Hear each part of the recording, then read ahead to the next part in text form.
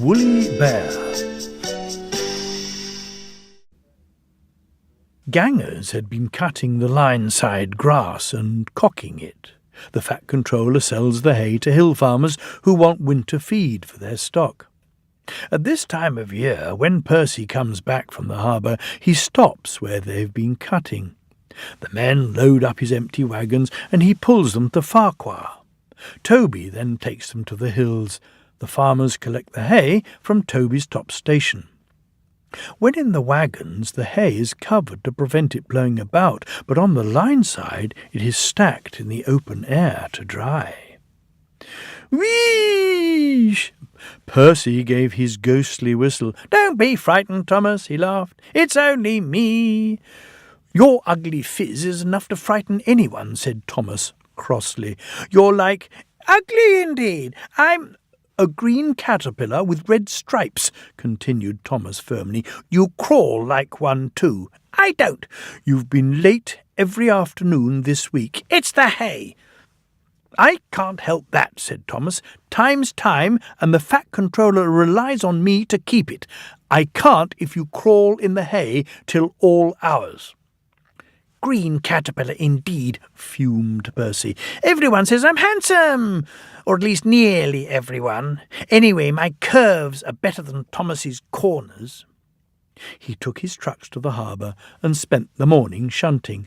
"Thomas says I'm always late," he grumbled. "I'm never late, or at least only a few minutes. What's that to Thomas? He can always catch up time further on."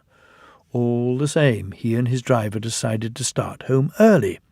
It was most unfortunate that just before they did, a crate of treacle was upset over him. They wiped the worst off, but he was still sticky when he puffed away. The wind rose as they puffed along. Soon it was blowing a gale. "Look at that!" exclaimed his driver. The wind caught the piled hay, tossing it up and over the track. The gangers tried to clear it, but more always came. The line climbed here.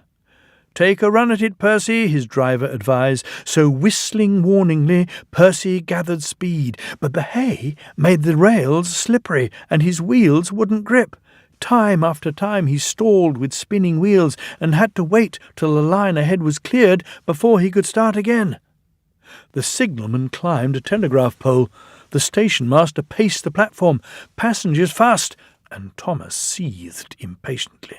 10 minutes late. I warned him. Passengers'll complain, and the fat controller." The signalman shouted. The station master stood amazed. The passengers exclaimed and laughed as Percy approached. "Sorry, I'm late," Percy panted. "So I should hope," scolded Thomas, but he spoilt the effect as Percy drew alongside. "Look what's crawled out of the hay," he chortled. "What's wrong?" asked Percy. "Talk about hairy caterpillars," puffed Thomas as he started away. "It's worth being late to have seen you." When Percy got home, his driver showed him what he looked like in a mirror. "Bust my buffers!" exclaimed Percy. "No wonder they all laughed. I'm just like a woolly bear. Please clean me before Toby comes." But it was no good. Thomas told Toby all about it, and instead of talking about sensible things like playing ghosts, Thomas and Toby made jokes about woolly bear caterpillars and other creatures which crawl about in hay.